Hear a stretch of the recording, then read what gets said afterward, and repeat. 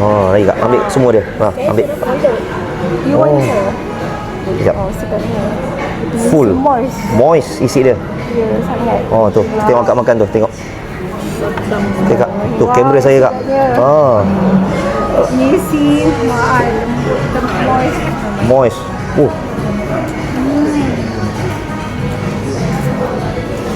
Puas makan. Juicy kak, tebal kak. Manis. Manis semua. Sedap. Dia nak tahu ketam dia baru ke lama, dia tu kak.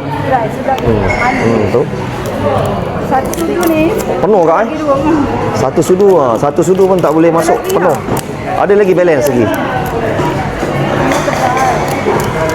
Manis, juicy, Full. fresh. Fresh dari ladang ni. Segar dari ladang. Segar daripada ladang. Senang lagi. Okey, mari tengok dia suruh anak dia. Mari tengok. Okey. Adik memang suka makan ni. Seafood. Makan burger lobster dia seorang. Eh. Ya. Tapi lobster dengan king crab ni lagi isi lagi penuh kan? Ini lagi penuh. Ini lagi apa? Full dia punya isi. Kalau kita try nasi lemak lobster, besok kita try seminggu kat. Ya. Tapi ni lagi fresh. Segar kak. Pasal sini kita barang tak ada simpan kak. Customer ramai.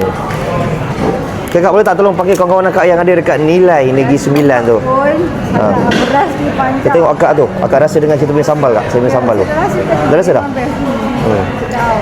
Memang sedap. Boleh try lah siapa-siapa yang datang daripada negeri Pantai Timur, Negeri Sembilan, datang ke sini. Not fresh. Ni berapa orang boleh makan ni kak ni? Ya. Wow. Delicious. Ni kita tengok. Okey, ni akak pegang je. Oh, ya. Pegang, akak gigit macam scallop. Tu, full. Tu. Juicy, Sedap. Lemak. lemak, manis. Nak. Okey kak, terima kasih kak. Okey, yang mana nak makan king crab masyarakat tadi tu, akak ni dia dah biasa makan king crab. Tapi bila dia rasa kat sini, dia akan cakap apa tahu? Saya punya king crab ni moist. Sebab nak tahu kenapa?